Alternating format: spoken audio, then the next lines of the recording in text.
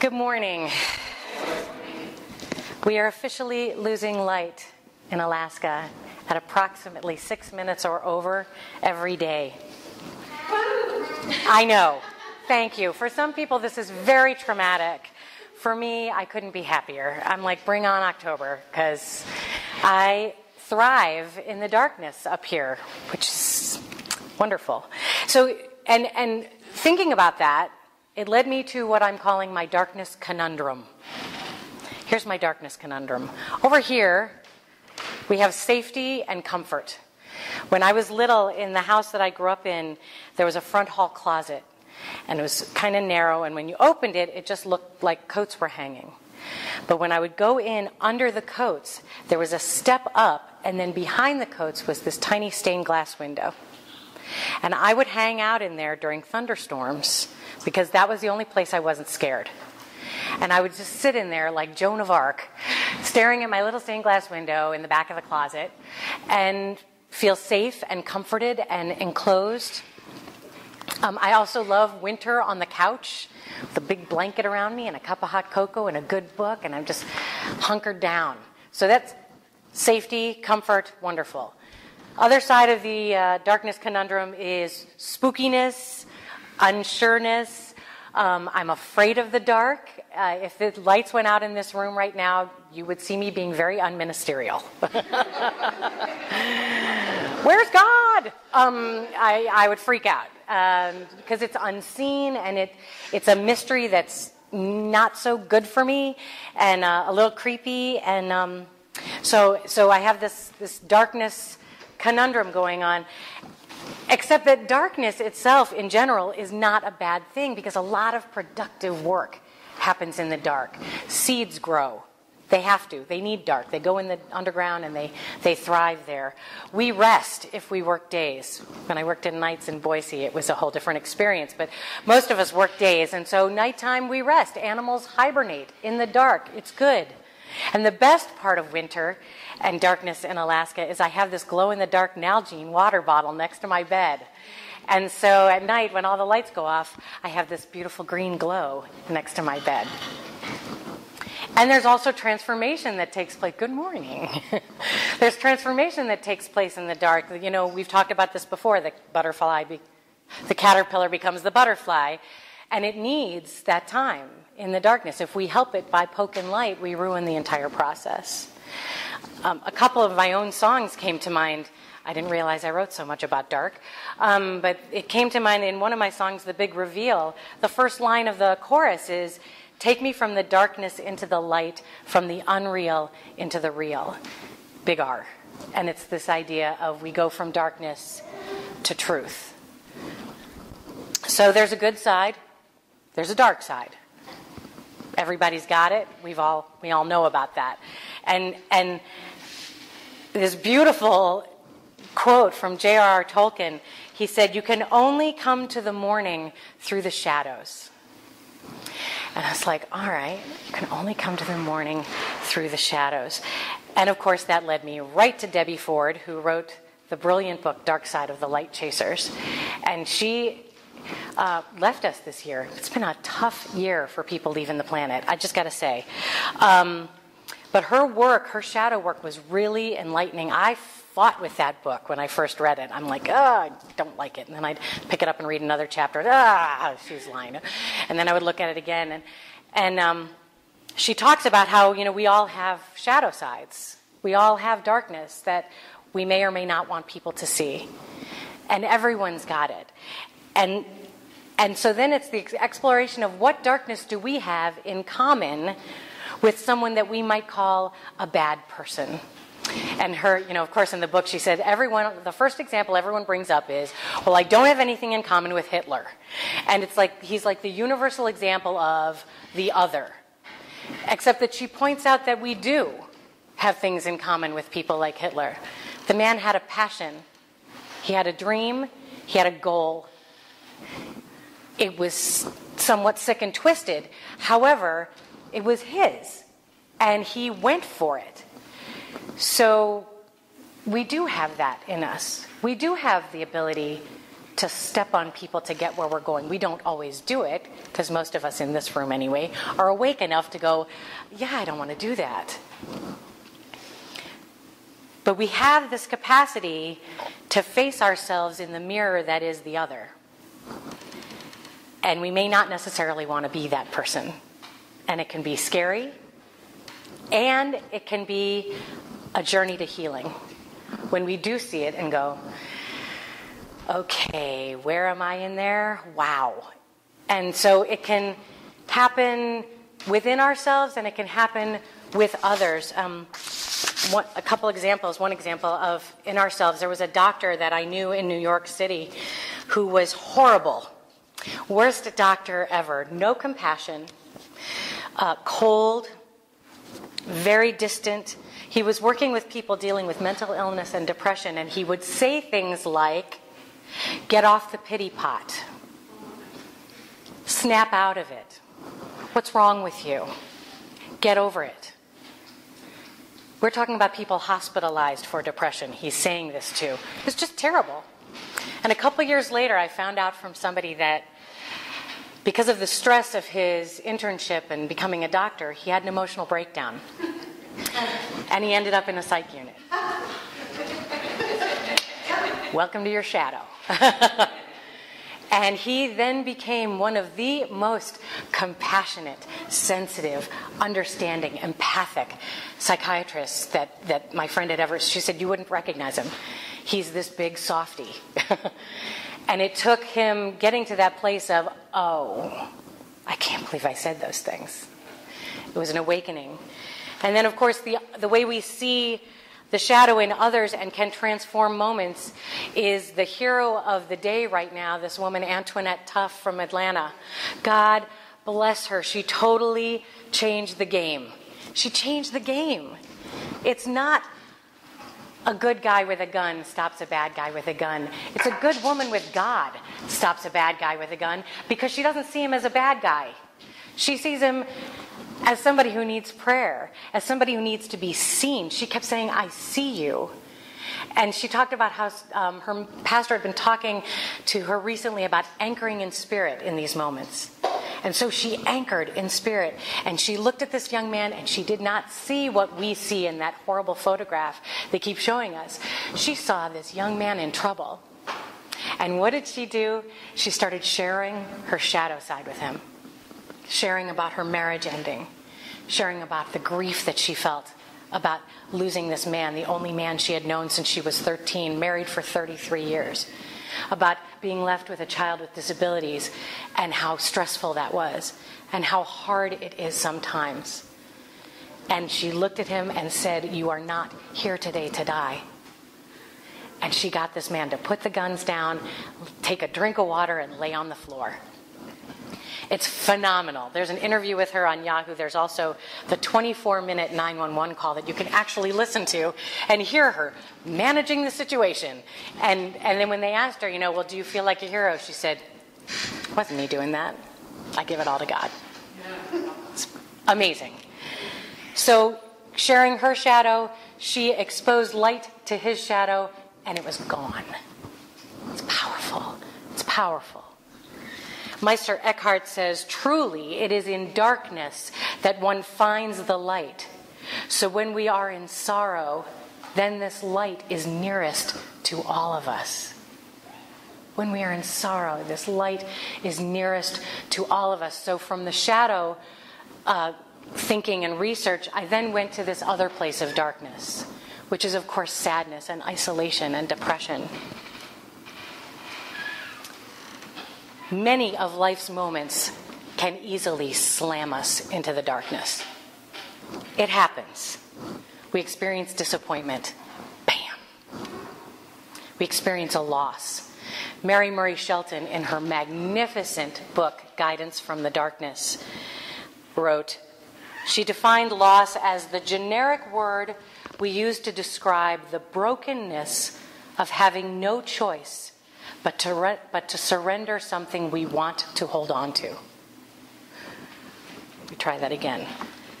Loss is the generic word we use to describe the brokenness of having no choice but to surrender something we want to hold on to. And like we were talking a couple weeks ago about change, when it's a change we're not prepared for or a change we don't want, we can move into that place of darkness.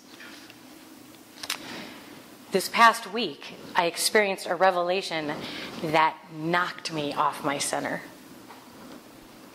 And I was struck by how fast I fell.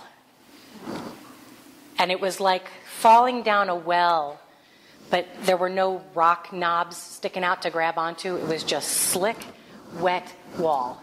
And I'm grasping, and I'm sliding, and I'm slipping, and bam, I was down. And the momentum of the slippage was stunning to me. I'm like, wow, what just happened? That was crazy, and it hurt. It just hurt. And then came this moment of understanding. There is always beauty to be found in the darkness. You just need to adjust your vision. The moment of beauty in the darkness, the moment of increased wisdom and adjusted vision, the reason for me to be grateful for the revelation that knocked me down the well, regardless of how painful it was. It woke me up. It woke me up. Yesterday, as part of my research for the talk, I watched the movie What Dreams May Come. Yeah.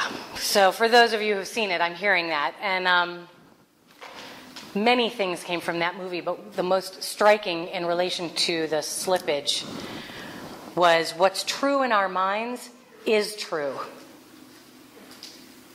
Plain and simple. If it's true in our minds, it is true. Until we change our mind. So the big question then came, well, what do we do then? So now we're in the dark. We're in the bottom of this well. There's no way to climb out. Now what, Rachel? And we have choices. We have some not so great choices. There's addictions. There's alcohol. There's drugs. There's obsessions. There's distractions. And I say with great confidence that I guarantee those will keep you in that well. You might not think you're in the well, because what's in your mind, what's true in your mind is true. You will be. We will be. I will be. And then there are healthier choices. There's the remembering that there is always, and I don't say this in any pithy, new thought, woo-woo way, there is always a light shining within us. Always. It can be an ember. It can be the teeniest little light. It's there. If it wasn't there, we wouldn't be here. Because Source, God, Universe, Spirit is living through us. That's that light. So that's always there. So even at the bottom of the well, there's a light. It's tiny. I know it's there. Instantly giving thanks for anything will lift you out of that well. And I mean anything. Dry socks. Start there. Start there. I can breathe on my own. There's clean water. And actually what I tell the kids at work, well, I don't really tell the kids. I tell the older kids. They're like, well, I don't have anything to be thankful for. And I said, did you just use the bathroom on your own without help? Be thankful for that. There are people who can't do that. And to me, that's a huge one. Is can I take care of myself, my basic human needs on my own? I can. I don't need 24-hour assistance. So be grateful. Be grateful. Be grateful for friends. Be grateful for everything. And even if it feels like there's nothing to be grateful for, find one thing. Just find one thing. We live in Alaska. Be grateful. Pet an animal. When in doubt, come in contact with an animal.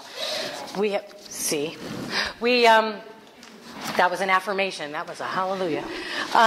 We have 2 dogs and a cat, and our younger dog, Madigan, wakes up in the morning with such unbounded joy.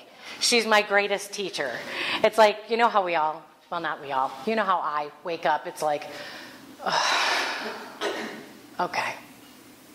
First of all, I'm grateful that I woke up. That's always like the first thing. When my eyes open, I'm like, oh, thank God, another day. But then comes the next part, which is the getting out of bed part, which isn't always as pleasant. But the minute an eye opens or my breath changes or there's a little bit of movement, there's Maddie.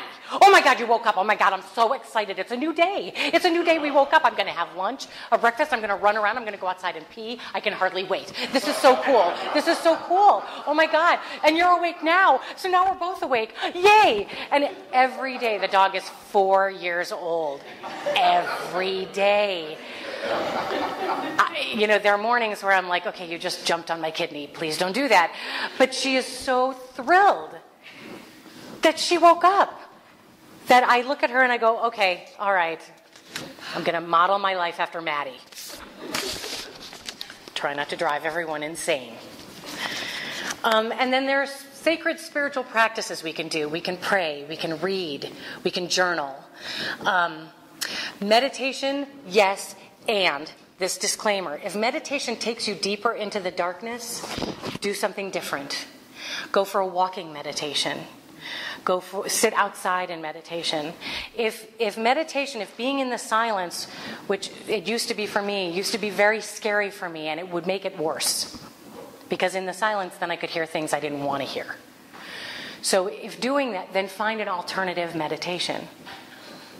A tea ceremony, a sacred reading, a walk outside, whatever it is. But pray, journal, connect somehow with a spiritual practice that is like the snapping of the rubber band that makes you, oh, right, that's where I am. And then, of course, most importantly, do something for someone else. When we're in the bottom of the well, the best thing that we can do is do something kind for someone else. Tiny thing. Pray for someone else. Make a phone call. And it doesn't have to be, cook a 7-course meal for your neighbor. If you can, great. And if you can, come to my house. But if you can't, just go through your books and see, okay, you know what? 3 books can go to Value Village today. Or Tidal Wave. Or, those clothes really don't fit me anymore. I'm going to donate them. Do something outward. That lifts you out of the well. Pema Chodron wrote, I love her, she wrote, compassion is not a relationship between the healer and the wounded. It's a relationship between equals. Only when we know our own darkness well can we be present with the darkness of others. Compassion becomes real when we recognize our shared humanity. How true is that? How true is it that when you've been in a place, or I've been in a place of darkness, somebody else goes, you can tell when they go, oh, I know how you feel, versus, I know how you feel. I know what it feels like. I've been there. Everyone at some point in their life has been there. Some people live there. Some people have moved from there. And some people move through it. And it's so easy in times of darkness, both external, losing light, and internal, to isolate ourselves. And it's funny, when I moved up here, everyone was telling me, okay, your first winter, you're going to want to do snowshoe softball, and you're going to ski, and you're going to want to hike, and you're going to do all these things that I never did before and don't have any interest in doing at all. And they're like, well, if you don't get out and do things, you're going to get cabin fever. I'm like, cabin fever sounds like heaven to me. It's like Disney World. Really? I can stay inside and read and watch movies? Yes! This is fantastic. And so they clearly didn't know me, but they had the best of intentions, and I love that. And it was the idea of creating community. That it wasn't the sport or getting me outside. It was be with people, connect with people, don't isolate. And that's one of the reasons why Heather and I are like, we need to start doing something every Sunday. Spirit Stone is becoming a community, which is awesome. And so instead of just, see you on the 2nd and 4th Sunday, it's no. We're going to meet every Sunday. We're going to do something, and we're going to create community. We've already mentioned it a couple times. The little tiny seed. It needs to go into the darkness. Satish Kumar wrote, in order for the seed to become a tree, it must be planted in the soil, underground, in the dark, and almost forgotten. In relationship with the earth, the seed surrenders its separateness, its identity. If we immerse ourselves in the process of life and trust the process of the universe and identify ourselves with others, we can become the tree of 1,000 branches and 1,000,000 plums. Through connection with each other in community or one-on-one or on Facebook even. We immerse ourselves in the process of living, and we help each other go from the darkness into the light. I'll say to Heather something about, oh yeah, my friend so-and-so. Oh, I never met them. Oh, me neither. They're my friend on Facebook. But I have people that I've actually gotten to know really well. I know their lives. I know their children. I know what they do, and they're my friend. And they're my community. The thing about darkness that's so interesting is to not fear it, Rachel, to not fear it, and to grow from it, to learn from it, this seed idea. I have a show that I wrote, a one-woman show called Choose Again, A Journey to Wholeness, and it's my own story of healing from a time when I was not well. And there's a part of my story that gets very, very dark. And there was some concern when I was here in May last year, a year ago May. And I came up to Anchorage and I did the show, and there was some concern about, the show gets kind of dark. And we're kind of worried about some folks. It might be difficult for them to witness that. And the thing is, my story was dark. There were moments during that time of that story that I am pretty grateful and overwhelmingly amazed that I survived it. Because that was not a given outcome.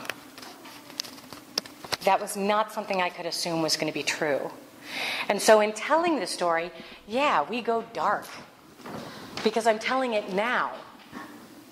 It's proof that there's movement towards the light. If I was still there, I couldn't tell the story. I can only tell the story because it's there, and I'm here. And because of that, I can then be proof to someone who's in darkness. Oh, okay, what did she do? What did she do? And they don't have to do exactly what I did. However, it's kind of like when somebody's walking down a dark hallway and you put a flashlight on and you go, follow this.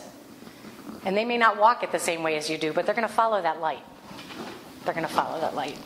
This has been floating around Facebook, and I just love it. I noticed that my boyfriend would always wave to everyone while we were driving around. No matter who it was, he'd flash a smile and wave happily, even if they gave him weird looks and didn't wave back. I asked him why he waved to strangers like that, and he said, I heard about some people who had tried but failed to commit suicide. Many of them said that if a stranger had just acknowledged them with a smile or a wave, they wouldn't have tried to end their lives. I want to save a life today. Oh, yes. Isn't that great? It's awesome. So it's really, wow, I'm sliding. Here we go. So it's really important to know that even when you're in the darkness, in the bottom of that well, you're actually not alone. I'm not alone. We're not alone. In my song Deeper In, there's a line, learning from the time within, grateful in the dark and light. Being grateful. So I need you to indulge me for a minute. I'm going to read to you from Life of Pi. Y'all okay? Everybody good? Okay. All right. When I go off my notes, I never know what's going to happen. So. I practiced religious Oh, does everybody know the story of Life of Pi? Or as my mom likes to call it, the story of Pi? You saw the movie, read the book? Okay. So mostly everybody. All right. I practiced religious rituals that I adapted to the circumstances. Solitary masses without priests or consecrated communion hosts, darshans without murtis, and pujas with turtle meat for prasad. Acts of devotion to Allah, not knowing where Mecca was, and getting my Arabic wrong. They brought me comfort, that is certain, but it was hard. Oh, it was hard. Faith in God is an opening up a letting go, a deep trust, a free act of love. But sometimes it was so hard to love. Sometimes my heart was sinking so fast with anger, desolation, and weariness, I was afraid it would sink to the very bottom of the Pacific, and I would not be able to lift it back up. At such moments, I tried to elevate myself. I would touch the turban I had made with the remnants of my shirt, and I would say aloud, "This is God's hat." I would pat my pants aloud and say, "This is God's attire." I would point to Richard Parker and say aloud, "This is God's cat." I would point to the lifeboat and say aloud, "This is God's ark." I would spread my hands wide and say aloud, "These are God's wide acres." I would point to the sky and say aloud, "This is God's ear." And in this way, I would remind myself of creation and of my place in it. But God's hat was always unraveling. God's pants were falling apart. God's cat was a constant danger. God's ark was a jail. God's wide acres were slowly killing me. God's ear didn't seem to be listening. Despair was a heavy blackness that let no light in or out. It was a hell beyond expression. I thank God it always passed. A school of fish appeared around the net, or a knot cried out to be reknotted, or I thought of my family, of how they were spared this terrible agony. The blackness would stir and eventually go away, and God would remain a shining point of light in my heart. I would go on loving. So even when I'm most afraid, I'm not alone. Even when I'm in the bottom of that well, I am not alone. And it sounds, again, so pithy, but it's true. The essence that created and creates all things is in us. It is us. We don't have to believe in it or even believe that it is. It still is. And so I know for myself, and I know for each one of you, and I know for everyone in Russia and Detroit and Egypt and Oklahoma, that we are never alone. That spirit, whatever name we call it, is that formless love cloud of big R reality that is always within, around, right there, next to me, next to you, next to all of us. I'm going to close. Bruce Cockburn, in his song Pacing the Cage, said, "Sometimes the map will not guide you. You can't see what's round the bend. Sometimes the road leads through dark places. Sometimes the darkness is your friend." Let's pray.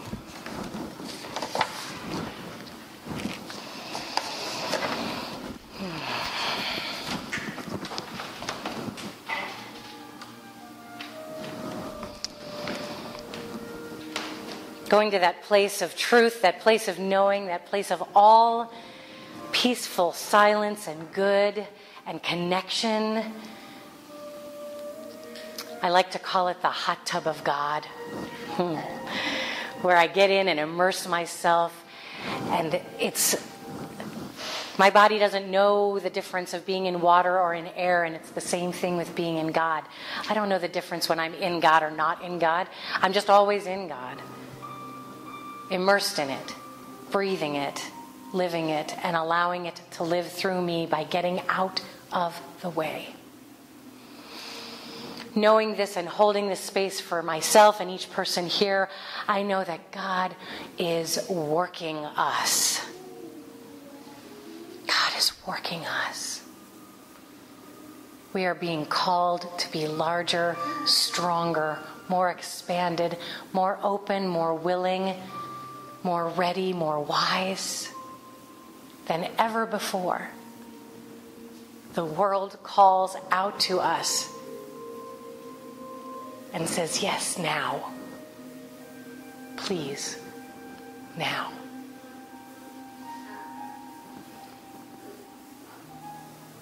Because we know the difference between living in the darkness and the light. We know the difference. And without judging either one as bad or good, we know where we want to be. And so for those of us in this room who might be at the bottom of that well right now, who might be living in that dark place, it's okay. Darkness doesn't judge itself, it just is until somebody flips the light switch, and then it just isn't.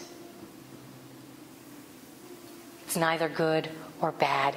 It's not scary. It's a different expression of God. And so whether that darkness is sadness or that darkness is an exploration and a discovery of a shadow self, a shadow aspect, it's okay to love yourself through that and to know that we are not alone. Connect with that practice, connect with that person, connect with that Facebook friend, connect with that tree, connect with whatever it is within you and outside of you, both that anchors you in life and anchors you in spirit. Because the truth is, we wouldn't be here if we weren't supposed to be. And so I bless each person in this room, and I bless each person in prayer who is calling out for it around the world right now and beyond, who is calling out for attention, to be seen, to be heard, to be loved, to be honored, to be recognized. I hold them in that space of, yes, I see you. And I give thanks for each and every experience. Each and every experience. For myself and for each person here. And for all those who are also needing prayer. Calling it good and giving thanks. I put what needs to be gone into this stone. And I release it to the water with a blessing, gratitude, and ready to refill that space with love.